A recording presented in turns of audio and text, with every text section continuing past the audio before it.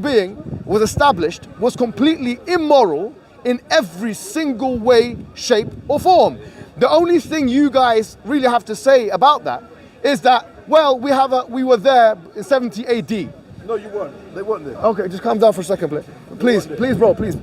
If okay, you were there 70 AD. There was a siege of Jerusalem, very well known. Hebron, the king, and so on. Now we talk about ancient history. Here, the Normans were here. You know, when we talk about Hastings, let's talk about the fact that the Romans were here. Okay, there was the Gallic, what's it called? The Gallic Wars or whatever, before Christ.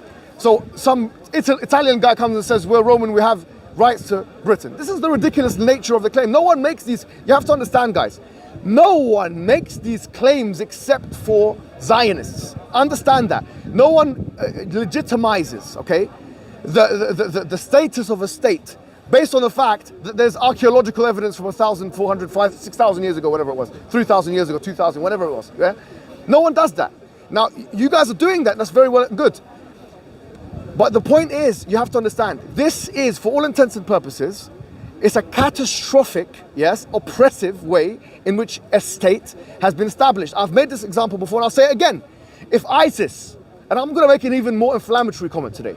I'm going to make a very inflammatory and controversial, wallahi, I want you to react to it. The way that ISIS conquered land, which is monstrous and condemnable and diabolical and megalomaniacal and unacceptable.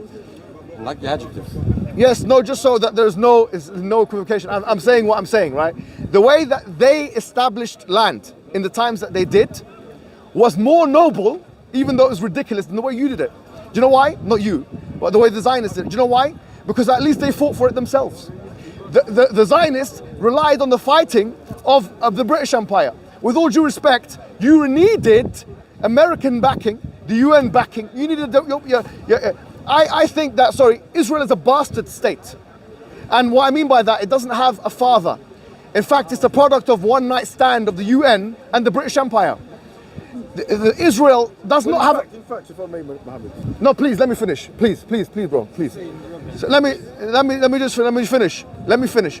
It is a bastard state. Okay, I'm being very straightforward. I don't want to give you two faces and lie to you. Why on earth should we should appease this? Oh, you should have the 1967 borders. Who said after the Second World War that you're allowed to conquer territories? Who said that? You guys are part of the UN. Yes, Israel is part of the UN. Who on earth said you're now allowed to conquer territories? So your fact that the 1967 borders are what is being referred to implies that the New World Order, including America, is willing to acquiesce to states and territories being conquered, which is the same as what ISIS have done, sorry to say. But like I say, it's less noble, it's more ignoble. You know why? Because ISIS, with all their monstrous and diabolical actions, they fought themselves. Whereas not you, but the Israelis, they needed the UN and the US cowards. I'm sorry, the way that they established themselves is completely cowardly. I'm not going to beat around the bush and pretend to be civil here. We don't need to pretend, oh, two-state solution.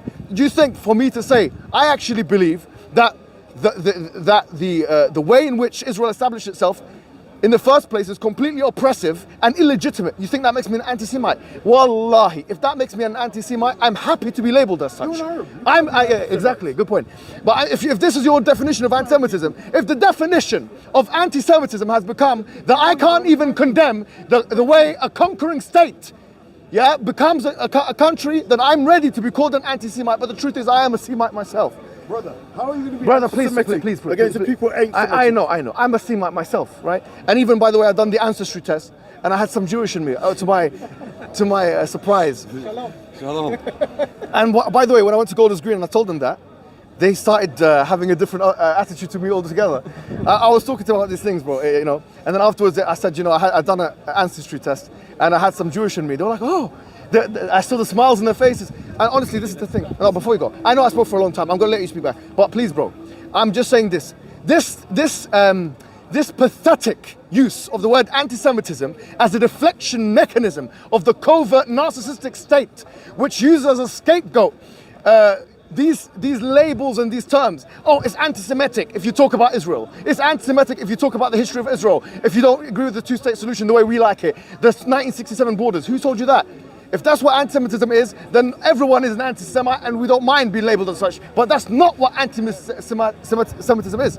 But what anti-Semitism is when you discriminate against someone, hatred of Jews because of their Jewishness. That's what, if you look at the dictionary, that's what it says. No one is saying that Jews shouldn't have a homeland. We're just saying, don't make your homeland on the expense of someone else's homeland. What we're seeing with Yaqub, this Jacob, this pathetic, that fat slob, you know, in Sheikh Jarrah, saying if I don't steal it, someone else is going to steal it. I put the middle finger up to him and to his state.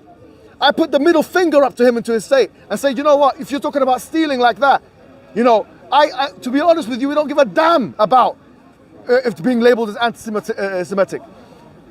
We don't give a damn about, we have to understand, Aaron, wallahi, the only way you will understand how we feel, if you go back down memory lane, you realize everything was oppressive. Everything was oppressive. From 1917 onwards, every single thing. You have no right to speak about anything. Honestly, everything was bad. The Nakba, everything was bad. From Balfour Declaration, all those things are not points for you, they're against you. You talk about Hamas, that they want to see the extermination of Jews, or that they want to see all Muslims in the area. Who said that we agree with Hamas on every point, or that the charter of Hamas has become the Quran? Who said that? I tell you something, under the Ottoman Empire, Jewish people, and you know this, you will agree with this. Yeah, we have spoken about it. Yeah, they were actually fleeing from the Christian West after the Inquisition in 1492. They were fleeing, running away to the Muslims, where they had their golden era. We say this, we say we believe in coexistence. But we believe in coexistence not at our expense, never at our expense. Coexistence doesn't mean you come into my house and say that if I don't steal it, someone else is going to steal it. We put the middle finger up to people that say that, or in the way that you do it, sorry, this is very rude. The way you do it in your country, we do this as well. Yeah, we do that to them. You know that? Yeah, we do this one. We do that one and that one. Wallahi, we don't agree with any of this bull BS. We don't accept it. We cannot accept it. And this discourse is a sham. It's a sham. It is a sham. It's not a level playing field like two sides. There's a clear oppressor and oppressed. As Norman Finkelstein says, there's a raper and a rapist. If the rapist, after getting what he wants, he's starting to rape, the raped one gets up and spits at, he said this, I spoke to him, he said, this is online. He said, if he spits at the raper and says, you know, he deserves to be spat at. Don't tell him, oh, why did you spit at him? We need to go back and circle back in history. Come on, let's be honest. The truth of the matter is this. This has been the only time for a very long time, since, I don't know, 200 AD or something, where the Jews have actually had a chance, and the Zionists, let's say, to show us how it would look like if you had